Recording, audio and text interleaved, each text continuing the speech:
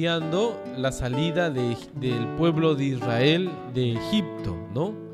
Eso estamos estudiando y mirando cómo Dios ha obrado para cumplir su promesa, para cumplir sus designios, ¿no?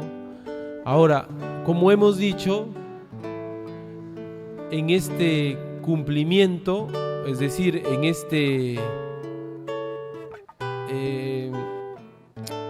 desarrollo de los eventos, no era necesaria la fe del pueblo de Israel, sino más bien su incredulidad nos muestra que a pesar de la incredulidad de las personas, Dios siempre cumple sus planes, sus propósitos, ¿no? Es decir, Dios está más allá y por encima de lo que nosotros creemos o incluso de nuestra fe, ¿no? Él siempre va a actuar con o sin nosotros. Él es soberano, ¿no? Él es soberano.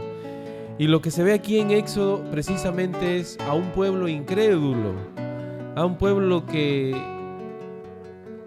va tras la promesa de una tierra que fluye leche y miel, va tras ese afán, tras ese anhelo y busca eso, pero el proceso, el trayecto nos hace ver cómo es su corazón, ¿no? Dios pudo haberlos llevado en avión desde Egipto hasta la tierra prometida, pero nos hace llevar por el desierto para hacernos ver que era un pueblo incrédulo, que era un pueblo rebelde, era un pueblo que tenía su corazón en la abundancia, en lo material, en tener, en disfrutar, no en seguir a Dios, no en seguir a Dios. Y precisamente hemos visto, ¿no?, cómo cuando veían a Dios obrar, ellos estaban bien, contentos. Cuando Dios los tenía en un lugar cómodo, ellos estaban felices porque estaban disfrutando de la abundancia que les habían prometido. Pero de repente ya Dios los hacía avanzar y empezaban los días de escasez y entonces ellos veían cómo esa expectativa de abundancia era lejana y empezaban a quejarse porque su corazón estaba en tener, en la codicia, en la avaricia, y no era un pueblo creyente. Éxodo no retrata a cómo es un creyente, que a veces está así, a veces está así. Es cierto, ¿no? A veces los creyentes pasamos por periodos en que nos enfriamos, digámoslo así, no debería ser, ¿no? Pero pasamos, como somos pecadores, pero jamás debemos actuar como el pueblo de Israel, que andaba tentando a Dios, andaba involucrándose en pecados y andaba alejándose de Dios porque simplemente nunca estuvo con Dios, ¿no? Eso dice Esteban cuando discutía con los judíos y les decía: duros de cerviz, así como tus padres, así eres tú, le decía, haciendo referencia al pueblo de Israel a lo largo de la historia, un pueblo resistente a Dios, ¿ya? Éxodo 17 nos habla de, por ejemplo, el versículo 3, murmuran contra Moisés porque no había agua, ¿verdad? Éxodo 17:3, 17:2, y altercó el pueblo con Moisés y dijeron: danos agua para que bebamos. Y Moisés les dijo: ¿por qué altercáis conmigo? ¿Por qué tentáis a Jehová? Versículo 3, así que el pueblo tuvo allí sed y murmuró contra Moisés y dijo: ¿por qué nos hiciste subir de Egipto para matarnos de sed a nosotros, a nuestros hijos y a nuestros ganados? ¿Lo ven? Ellos están pasando por un momento incómodo, un momento difícil en el desierto, y empieza otra vez a manifestar su corazón, cómo estaban delante de Dios, ¿no? Empiezan a revelarse delante de Dios cómo estaban. Ahora, Dios ya lo sabía, pero me parece que lo que quería Dios era que quede escrito cómo es que Él, siendo Dios, ¿no?, escogió a este pueblo y por solo hecho de cumplir su voluntad, su promesa, no importaba incluso la condición espiritual de este pueblo, ¿verdad? Versículo 5 dice: y Jehová dijo a Moisés: pasa delante del pueblo y toma contigo de los ancianos de Israel, y toma también en tu mano tu vara con que golpeaste el río, y ve. Versículo 6: he aquí que yo estaré delante de ti allí sobre la peña en Horeb, y golpearás la peña, y saldrán de ella aguas, y beberá el pueblo. Y Moisés lo hizo así en presencia de los ancianos de Israel. Versículo 7: y llamó el nombre de aquel lugar Masah y Meriba, por la rencilla de los hijos de Israel, y porque tentaron a Jehová diciendo: ¿está pues Jehová entre nosotros o no? No, tremendo, ¿no? Estaba allí Jehová con ellos en columna de nube, columna de fuego, les había provisto codornices, maná, pero ellos siempre andaban en este punto, no porque eran creyentes, sino porque precisamente su corazón estaba en la abundancia, en la promesa por la cual habían salido de Egipto. Y de repente sufrían un poquito y empezaban a manifestar su corazón. Sin embargo, el libro no nos relata precisamente eso, Dios cumpliendo su promesa. Eso es lo que trata el libro. Y todos los ingredientes lo que va a hacer es resaltar a Dios, porque el llevar a un pueblo incrédulo hace exaltar a Dios, ¿no? Porque cualquiera diría: este pueblo, y lo acabo, ¿no? Pero Dios tuvo paciencia con ese pueblo, ¿no? 40 años al menos, ¿no? 40 años, ¿no? Porque Dios quería cumplir su promesa. Versículo 8, vamos a centrarnos ahí hoy día, nos encontramos con Amalec. Miren versículo 8, Éxodo 17, 8. Entonces vino Amalec y peleó contra Israel en Refidim. Versículo 9, y dijo Moisés a Josué: escógenos varones y sal a pelear contra Amalec.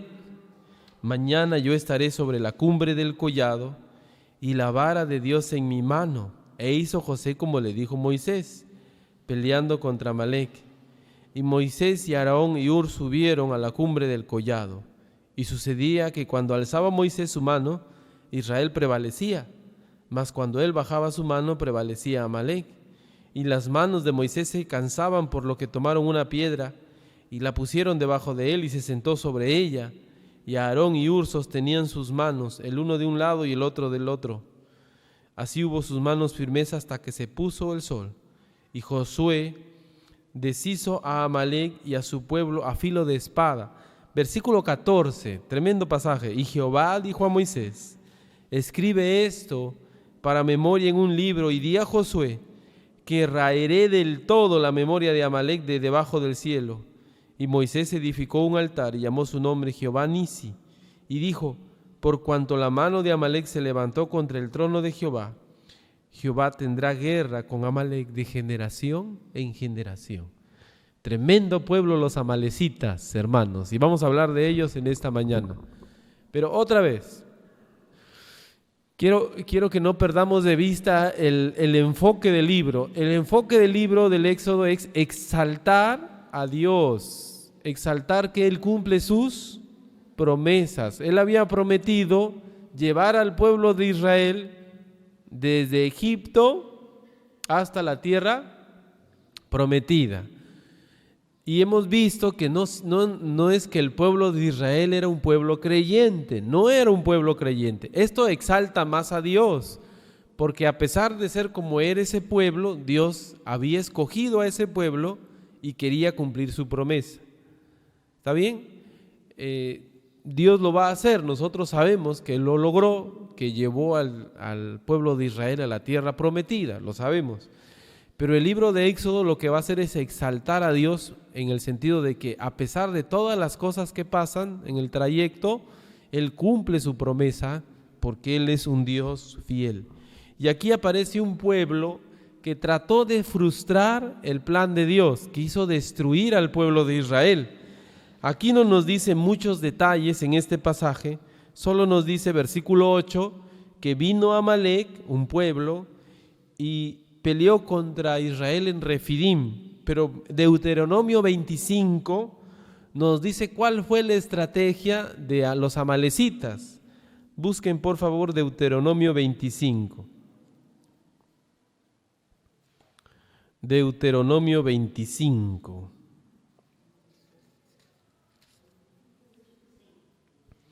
Versículo 17. Esta era la estrategia de los amalecitas. Deuteronomio 25, 17. Dice: acuérdate de lo que hizo Amalec contigo en el camino cuando salías de Egipto. Versículo 18. Y de cómo te salió al encuentro en el camino. Y dice, y te desbarató la retaguardia de todos los débiles que iban detrás de ti, cuando tú estabas cansado y trabajado, y no tuvo ningún temor de Dios. Entonces, ¿cuál fue la estrategia de Amalec cuando hizo esa guerra? ¿A dónde fue? ¿A dónde atacó? Imagínense, más de 1 millón de personas caminando. Obviamente los más fuertes iban adelante, caminaban más rápido, y los más débiles, ¿no?, los más quizás más enfermitos, ancianitos, iban atrás. ¿A quién fue Amalec?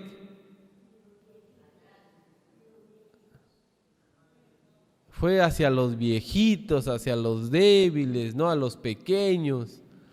Imagínense, fue malo Amalec, ¿sí o no? No fue a pelear igual a igual.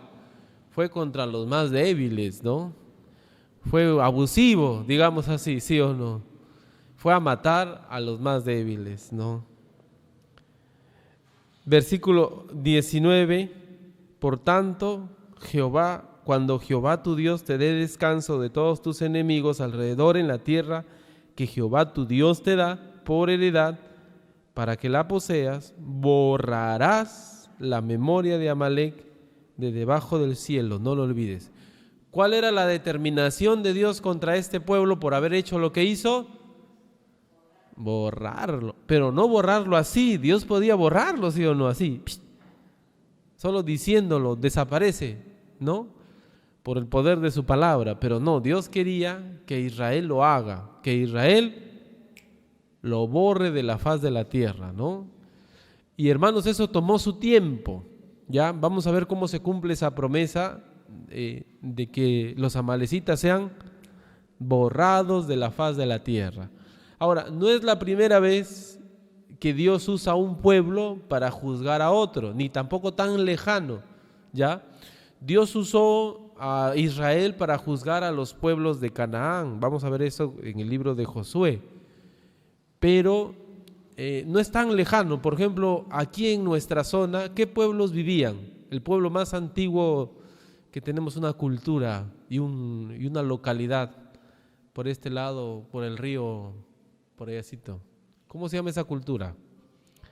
La cultura mochica, es una cultura la más antigua quizás aquí, ¿no? Seguro hay otras, pero la que tenemos vestigios. ¿Qué huaca hay a nuestro alrededor?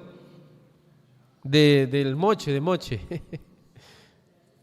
La huaca del sol y la luna, ¿no? ¿Qué hacían ahí ellos? Hacían sacrificios humanos, ¿no? Entonces, ¿qué pueblo usó Dios? Probablemente los chimús. Los chimús llegaron y tomaron esta parte, ¿no?, de la cultura mochica. Pero los chimús también, las ruinas del Chanchán, empezaron a ser más sanguinarios todavía en cuanto a sus sacrificios humanos. ¿Y a qué pueblo Dios usó para juzgar a los chimús? A los incas, ¿no? Dios usó a los incas, ¿no? ¿Y qué pueblo Dios usó para juzgar a los incas? Los españoles. Y así Dios siempre ha usado a lo largo de la historia, ¿no? Cuando la maldad llega a cierto punto, Dios no hace así, ¿no? Por lo menos no comprobablemente, pero sí se ve que Dios usa pueblos para juzgar a otros pueblos cuando llegan a su colmo, a su maldad. Dios sabe lo que hace, hermanos. Y usó a Israel contra los cananeos, ¿ya? Los cananeos eran pueblos malos. Vamos a ver eso después, pero primero vamos a mirar aquí a los amalecitas. Dios había dicho, vamos a destruir a los amalecitas, porque los amalecitas actuaron mal, pero principalmente el proceder de los amalecitas era tratar de desbaratar el plan de Dios, ¿no? Dios quería llevar al pueblo de Israel a la tierra prometida, pero los amalecitas trataron de frustrar eso. Entonces vamos a mirar más bien qué le pasa a alguien que trata de frustrar los planes de Dios. ¿Terminará bien? Obviamente, ¿no? Va a terminar mal, ¿no? ¿Qué es lo que le sucede a alguien que se opone a Dios y a sus planes? Y que lo hace en una manera, pues, como aquí, ¿no? Mala, perversa, ¿no? Vamos a mirar lo que le pasa a este pueblo. Los amalecitas, hermanos, Números 14, versículo 45, es otra referencia. Números 14, nos dice que los amalecitas se unieron a los cananeos para pelear contra Israel. Más adelante, ¿no? Números 14, versículo, a ver, vamos a buscarlo. Números 14,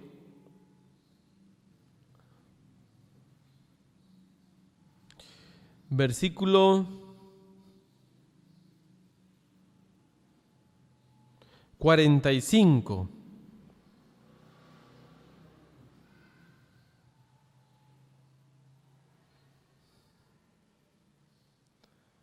Perdón, versículo 42 primero.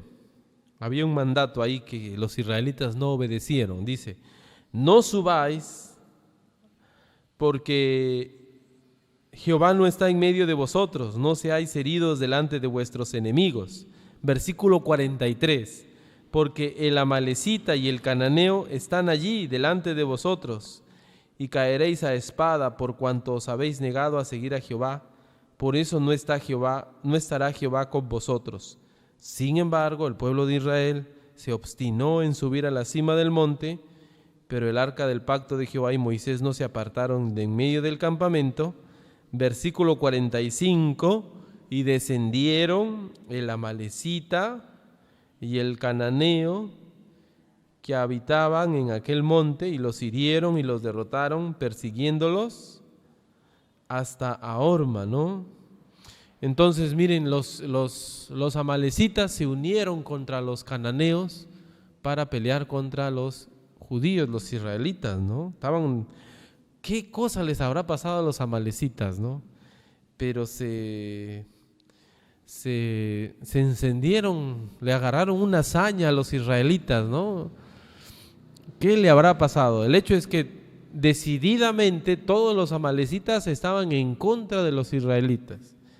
Jueces capítulo 6, versículo 3, en el tiempo de Gedeón. Miren, Jueces 6. Jueces 6.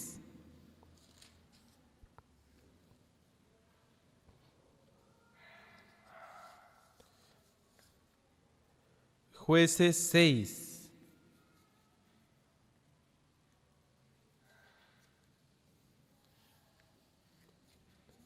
Jueces 6, versículo 3.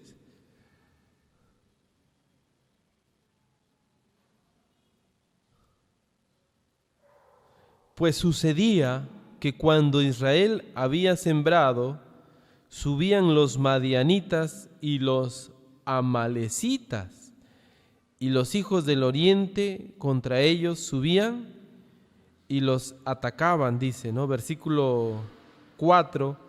Y acampando contra ellos, destruían los frutos de la tierra hasta llegar a Gaza, y no dejaban qué comer en Israel, ni ovejas, ni bueyes, ni asnos, porque subían ellos y sus ganados, y venían con sus tiendas en grande multitud como langostas. Ellos y sus camellos eran innumerables, así venían a la tierra para devastarla, ¿no? Entonces se unieron, ¿no? Contra los,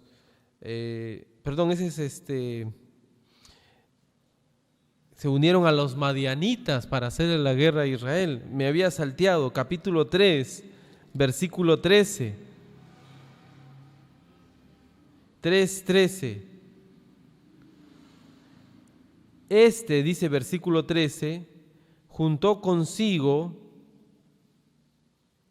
está hablando del rey de Moab, ¿ya? Jueces 3:13. Está hablando allí del rey de Moab, ¿ya? Juntó consigo a los hijos de Amón y de Amalec, y vino e hirió a Israel, y tomó la ciudad de las palmeras, ¿no? Está hablando del rey de los moabitas, es decir, los amalecitas eran un pueblo que estaba en contra del pueblo de Israel, ¿no? Y se juntaba con quien podía, ¿no? Y estaba dispuesto para destruir al pueblo de Israel, ¿ya? ¿Qué le habrá pasado a los amalecitas, no? Es un descendiente, me parece, de uno de los hijos de Abraham, ¿no? De su relación con Agar, me parece, o de Isaac, por ahí va la línea, ¿no? De uno de sus, de Esaú, no recuerdo exactamente, pero el hecho es que le había agarrado una cólera a los israelitas, ¿no? En el desierto los quiere destruir. Ya cuando están en la tierra prometida, empiezan a pelearse contra ellos. En Jueces, ¿no? se unen contra los moabitas, contra los madianitas, para tratar de destruirlos a los israelitas, ¿verdad? Destruían la tierra en el tiempo de Jueces, ¿no? Miren lo que le dice Dios a Saúl en 1 de Samuel capítulo 15. 1 de Samuel capítulo 15. 1 de Samuel capítulo 15. Esto es lo que le dice Dios a Saúl. Estamos mirando qué es lo que le pasa a un pueblo que se opone a la voluntad de Dios, ¿ya? Y tomando conciencia para nosotros como individuos de participar positivamente en el plan de Dios y no oponernos. Dios había decidido que este pueblo, por su maldad, por atacar al pueblo de Israel en una forma abusiva, atacándolo por la retaguardia, dice el texto de Deuteronomio, Dios había decidido desaparecerlo de la faz de la tierra, borrarlo. Y estamos viendo cómo lo va haciendo. Pero en el proceso vemos que los amalecitas tenían como una cólera al pueblo de Israel, ¿no? Se juntaban con los moabitas, con los cananeos, con los madianitas para poder destruirlo.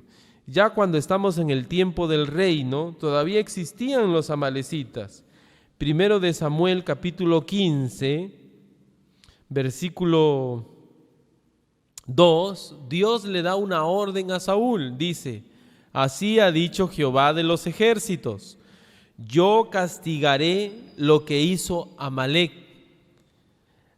a Israel al oponerse en el camino cuando subía de Egipto, ¿no? Imagínense, casi 500 años han pasado, un poco más, no más. El hecho es que tanto tiempo y Dios se acuerda de lo que ha prometido. Versículo 2, así ha dicho Jehová, yo castigaré lo que hizo Amalec a Israel al oponérsele en el camino cuando subía de Egipto. Versículo 3, ve pues y hiere a Amalec y destruye todo lo que tiene, y no te apiades de él, mata a hombres, mujeres, niños y aun los de pecho, vacas, ovejas, camellos y asnos. Dios quería usar a Saúl, bueno, para poder cumplir su promesa, ¿verdad? Borrar a los amalecitas, ¿verdad? Pero ¿se acuerdan lo que hizo Saúl? Versículo 4, fueron 200,000 de a pie, 10,000 hombres de Judá, le puso emboscada, dijo a los eneos, versículo 6, que se vayan, ¿verdad?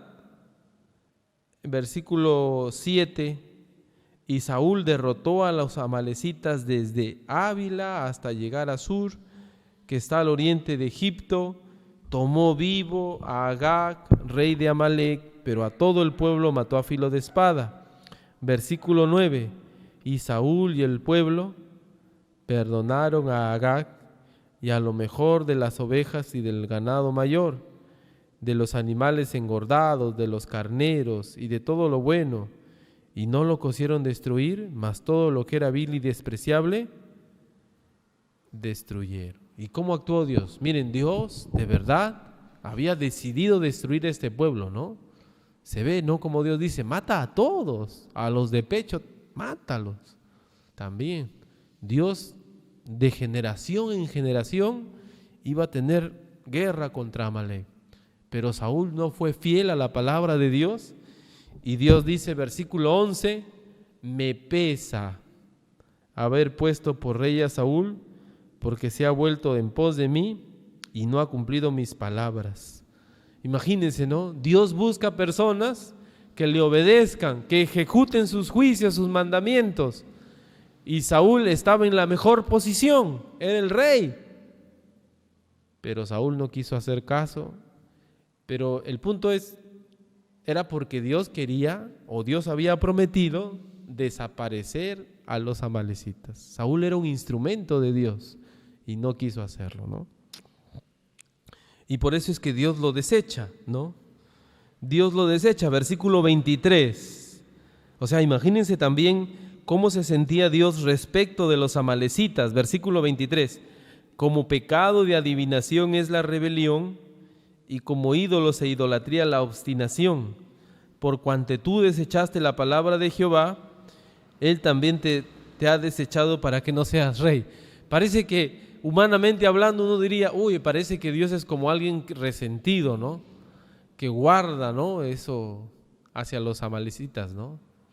Bueno, no diría así, sino que Dios tomó una determinación con ese pueblo, ¿no? Raerlos. Y está usando a agentes humanos para poder hacerlo. Usó a Josué, a Moisés primero, a Josué, luego a los jueces, a Gedeón. Ahora está con Saúl. Saúl le falla, ¿no? Viene Samuel, lo corta en pedacitos al rey Agag, ¿no? Pero ya Saúl fue desechado, ¿no? Los amalecitas siempre estaban haciendo daño, hermanos. Siempre venían, saqueaban, robaban. Eran como gente que estaba en contra, ¿no? de los israelitas y siempre les hacían daño por cientos de años, ¿no? Por cientos de años ellos siguieron haciéndoles daño.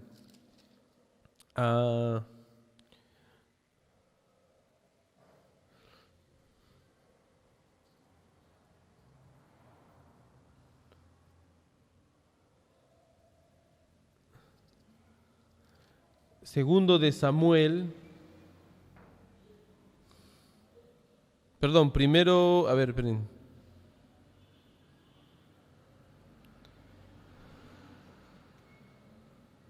Sí, primero de Samuel 30, también David se vio afectado. Primero de Samuel 30, siempre los amalecitas hacían incursiones en la tierra prometida y trataban de atacar al pueblo de Israel. Hermanos, ¿por qué? No sabemos por qué los amalecitas tenían ese comportamiento, ¿no? Contra los israelitas, no lo sabemos. Pero pasaban las generaciones y siempre los amalecitas estaban afectando al pueblo de Israel, ¿no? ¿Por qué quisieron atacarlos en el desierto? El hecho es que ellos querían acabar con los israelitas. ¿Qué cosas les habrán hecho los israelitas a los amalecitas? No lo sabemos. Creo que nada, ¿no? Pero ahí está. Un pueblo queriendo frustrar a Dios, queriendo frustrar sus planes, y cómo Dios lo deshace, lo desaparece. Capítulo 30, cuando David y sus hombres vinieron a Siglag al tercer día, los de Amalec habían invadido, primero de Samuel 30, al Negev y a Siglag, y habían asolado a Siglag y le habían prendido fuego. Versículo 2, Siglag era donde vivía David, y se habían llevado cautivas a las mujeres y a todos los que estaban allí, desde el menor hasta el mayor, pero a nadie habían dado muerte, sino se los habían llevado al seguir su camino. Vino pues David con los suyos a la ciudad, y he aquí que estaba quemada, sus mujeres y sus hijos habían sido llevados cautivos. Entonces David y la gente que con él estaban alzaron su voz y lloraron, porque hasta que les faltaron las fuerzas para llorar. Versículo 5, las dos mujeres de David, Ahinoam jezreelita y Abigail, la que fue mujer de Nabal del Carmel, también eran cautivas, ¿no? Entonces David se enojó, lloraron mucho y total, me parece que consultan a Dios, ¿no?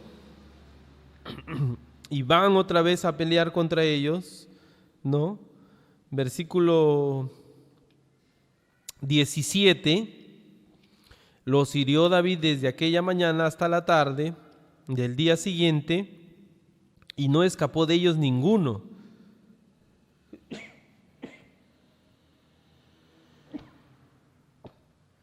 Sino, dice, gracias, 400 jóvenes que montaron sobre los camellos y huyeron. Escaparon todavía 400 jóvenes, ¿no? 400 amalecitas. Versículo 18, y libró David todos los que los amalecitas habían tomado, y asimismo libró David a sus dos mujeres. Versículo 19, no les faltó cosa alguna, así de los hijos como de las hijas, chica o grande, nada les faltó, nada, todo lo recuperó David, ¿no? Entonces, 400 escapan, ¿verdad? Los filisteos sí hacen guerra, porque había una guerra contra los filisteos, y por eso es que David fue a ayudar, y cuando él volvió, los amalecitas habían aprovechado, como siempre, ¿no?, ese comportamiento, que David no estaba, y nuevamente los amalecitas habían atacado a los más débiles, pues, ¿no?, para la guerra, ¿no?, mujeres y niños, y se los llevan. David vuelve, los destruye, escapan 400, pero lo principal en el contexto es que está pasando una batalla contra los filisteos, donde va a morir Saúl. En 1 Samuel 31 muere Saúl. Versículo 4, Saúl le dice a su escudero: traspásame con ella, con mi espada, para que no vengan estos incircuncisos y me maten, ¿no?, y me hagan conmigo lo que quieran. David se suicida. Versículo 4 nos dice que David se suicida. Versículo 5, viendo su escudero a Saúl muerto, él también se echa sobre su espada y murió con él. Entonces Saúl se echa sobre su espada y muere. Pero miren lo que pasa en 2 de Samuel. 2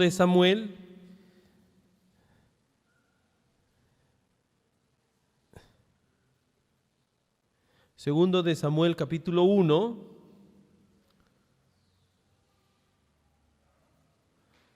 le llega la noticia a David de que Saúl ha muerto. ¿Y quién le trae la noticia? Versículo 2, al tercer día sucedió que vino uno del campamento de Saúl, rotos sus vestidos y tierra sobre su cabeza, y llegando a David se postró en tierra e hizo reverencia. Versículo 3, y le preguntó David: ¿de dónde vienes? Y él respondió: me he escapado del campamento de Israel. Versículo 4, David le dijo: ¿qué ha acontecido? Te ruego que me lo digas. Y él respondió: el pueblo huyó de la batalla, y también muchos del pueblo cayeron y son muertos.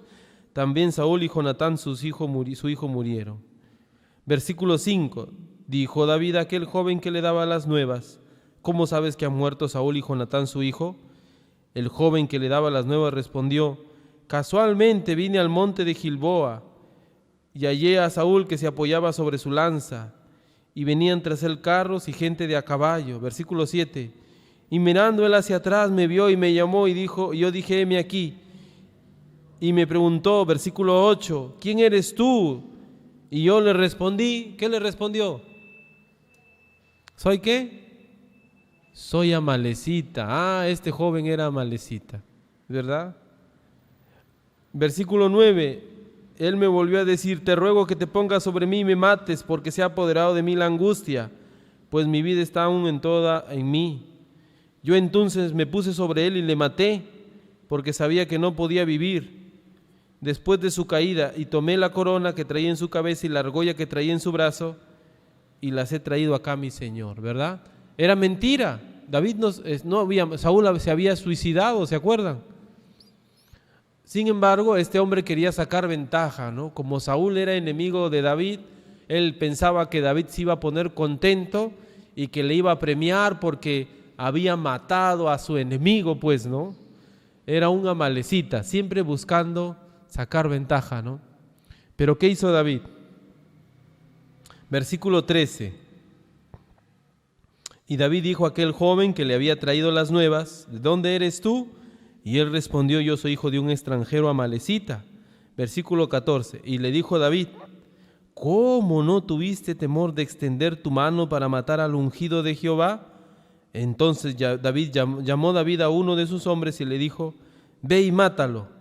Y él huiró y murió. Versículo 16. Y David le dijo: tu sangre sea sobre tu cabeza, pues tu misma boca atestiguó contra ti diciendo: yo maté al ungido de Jehová. Entonces vemos, hermanos, cómo los amalecitas están presentes en este trayecto del pueblo de Israel, ¿no? Y Dios nos va contando en episodios cómo va exterminando a este pueblo poco a poco. Quedaban 400, murió uno. ¿Cuántos quedan? ¿No? Habían escapado, ¿se acuerdan de David? 400 a camello. Se fue por donde estaban en la guerra y vio que Saúl estaba muerto y fue a David y le contó una mentira. Yo lo he matado a tu peor enemigo, le dice, ¿no?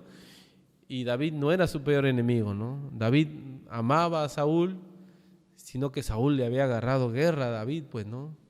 Entonces, cuando murió Saúl, David lamentó mucho, lloró, ¿no? Porque él amaba al rey Saúl, ¿verdad? Y entonces le dijo a la amalecita: vas a morir. Primero de Crónicas, ya para terminar esta parte, Primero de Crónicas, capítulo 4. Primero de Crónicas, capítulo 4.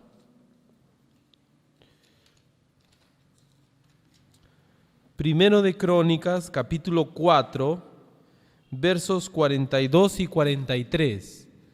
Primero de Crónicas, capítulo 4, versos 42 y 43.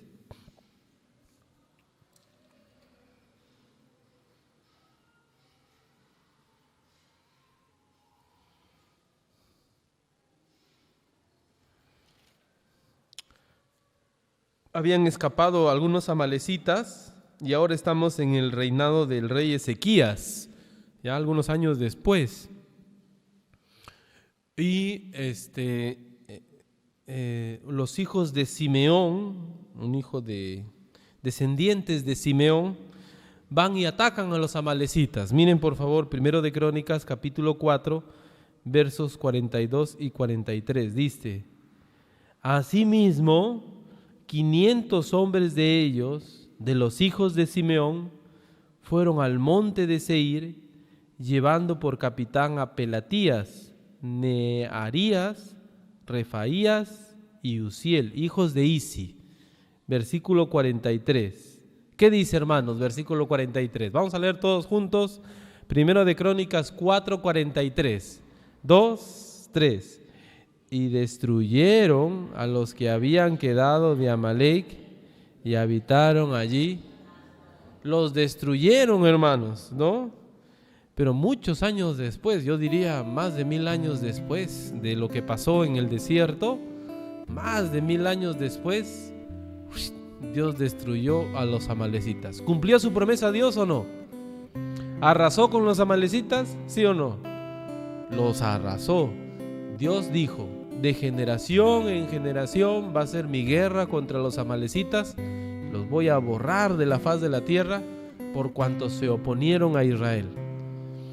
Entonces, lo que hemos visto, hermanos, en este breve panorama es qué es lo que le pasa a alguien que se opone a Dios, que está en contra de la voluntad de Dios. ¿Le irá bien? No, obviamente que no, ¿no? Entonces, para nosotros la reflexión es esa, ¿no? ¿Estamos nosotros yendo en pos de Dios? ¿Estamos yendo en contra de la voluntad de Dios? No le va bien, hermanos, a alguien que se opone a Dios, a alguien que se opone a sus designios, a su voluntad. Más bien debemos estar cada vez más sujetos a lo que Dios hace, a lo que Dios decide en nuestras vidas. Vemos en el caso de Amalek, ¿no? ¿Quién sabe por qué razón este pueblo le agarró una saña, una bronca al pueblo de Israel? Pero no sabían que aunque el pueblo de Israel era un pueblo incrédulo, detrás del pueblo de Israel estaba Dios. Y Dios había prometido algo y lo iba a cumplir. Y lo que iba a pasar con Amalek era simplemente sufrir las consecuencias de ir en contra de Dios. ¿Estaremos nosotros yendo en contra de Dios en nuestra vida, en nuestros hogares, en nuestra vida personal, en nuestras familias? ¿Estaremos actuando en contra de la voluntad de Dios?